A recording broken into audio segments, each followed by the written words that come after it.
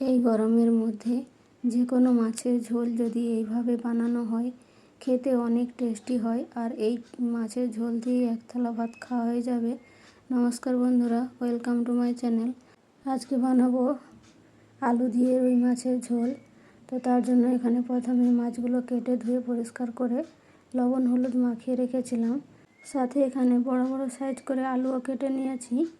এবার কড়া বসিয়ে দিয়ে দিচ্ছি এখানে সরষের তেল। তেলটা ভালোভাবে হাই হিটে গরম করে নিতে হবে। তারপর একে একে মাছগুলো আমি দিয়ে দেবো। এখানে আমি সব মাছগুলো রান্না করব না, তো আমি এখানে 4 পিস মাছ রান্না করব। তো 4 পিস মাছ আমি এখানে ভেজে নেব আগে। তো মাছগুলো দিয়ে এখানে উল্টে পাল্টে ভালো করে ভেজে নেব। গ্যাসের ফ্লেম মিডিয়াম করে এখানে মাছগুলো ভেজে নিচ্ছি। মাছগুলো অনেকটাই নরম, তাই আস্তে আস্তে ধীরে সুস্থে এটাকে ভেজে নিতে হবে। তো মাছগুলো আমি খুব কড়া করেই লাল লাল করে ভেজে নিয়েছি। মাছগুলো এবার উঠিয়ে নেব, কারণ ঝোলে দিলে মাছগুলো অনেকটাই নরম হয়ে যাবে। তো একটু মাছগুলো ভালো করে ভেজে নিয়েছি।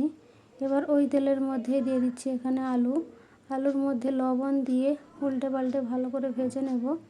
তো আলুগুলোকে খুব সুন্দর করে লাল লাল করে ভেজে নিয়েছি। এবার এগুলোকে উঠিয়ে নেব। আমি এখানে হলুদ দেইনি, হলুদটা দিলে এখানে তেলটা আরও কালো হয়ে যেত, তাই এখানে হলুদের ব্যবহার না করেই শুধু লবণ দিয়ে আলুগুলো ভেজে নিয়েছি। এবার এগুলো উঠিয়ে নিয়ে ওই তেলের মধ্যেই দিয়ে দেবো আমি 1/2 চামচ চিনি, দিয়ে দিচ্ছি এখানে 1/2 চামচ 5 ফোড়ন আর 2টো তেজপাতা। এবারে সব কিছুকে ভালো করে ভেজে নেব। তারপর চিনিটা যখন ক্যারামেল হয়ে যাবে তখন আমি এখানে কেটে রাখা পেঁয়াজটা দিয়ে দেবো। এখানে একটা মিডিয়াম সাইজের পেঁয়াজ দিয়েছি। এবার পেঁয়াজটাকে নেড়ে চেড়ে ভালো করে ভেজে নেব। পেঁয়াজটা লাল লাল করে এখানে ভেজে নিয়েছি। এবার এর মধ্যে আমি দিয়ে দেবো বেটে রাখা মশলা। এখানে নিয়েছিলাম আমি 1 চামচ সরষে, 1 চামচ জিরে আর নিয়েছি কিছুটা পরিমাণ আদা।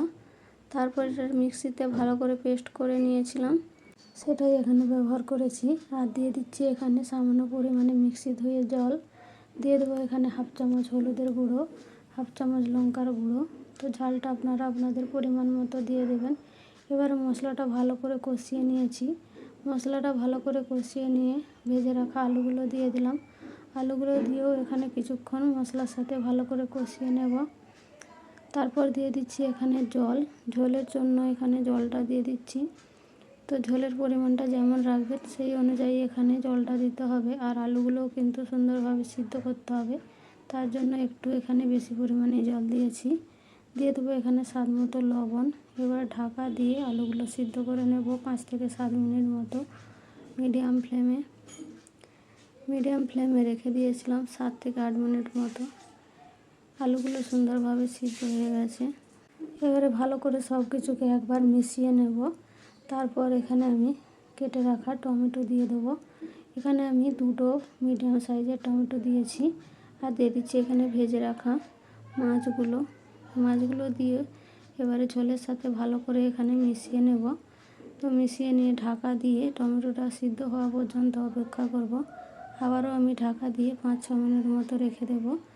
5 থেকে 6 মিনিট পর ঢাকাটা এখানে খুলে নিয়েছি। তো টমেটোগুলো সুন্দরভাবে সিদ্ধ হয়ে গেছে আর রান্নাটাও কিন্তু আমার কমপ্লিট হয়ে গেছে একেবারেই। তো আগের মতো কিন্তু টমেটোগুলো এতটা টক নেই, তাই আমি এখানে একটা জিনিস ব্যবহার করব যাতে ঝোলটা একটু টক টক লাগে, খেতে আরও টেস্টি হয়। তো টমেটো যদি টক হয় তাহলে আর সেটা দেওয়ার দরকার নেই। টমেটো যদি টক না হয় তাহলে এইভাবে 2টো আমি আমের এখানে শুকনো আম দিয়ে দিলাম। এই শুকনো আম 2টো দিয়ে মাছের ঝোলটা খেতে যে এত টেস্টি হয়, না বানিয়ে খেলে জানবেন না। এবারে আমি এখানে গ্যাসের ফ্লেমটা বন্ধ করে ঢাকা দিয়ে এটাকে রেস্টে রেখে দেবো কিছুক্ষণের জন্য। তারপর আমের মধ্যে যে টকটা থাকে এই টকটা ফ্লেভারটা চলে যাবে এর মধ্যে। তো দেখতেই পাচ্ছেন আমি ঝোলটা নামিয়ে নিয়েছি, কতটা টেস্টি হয়েছে। এইভাবে অবশ্যই একবার বাড়িতে বানিয়ে ট্রাই করতে পারেন। টক ফ্লেভারের মাছের ঝোল আমার একেবারে রেডি। তো ভালো লাগলে একটা লাইক দিয়ে দেবেন, শেয়ার করতে ভুলবেন না। নতুন বন্ধু হয়ে থাকলে চ্যানেলটাকে সাবস্ক্রাইব করে আমার পাশে থাকবেন। শেষ পর্যন্ত দেখার জন্য অসংখ্য ধন্যবাদ।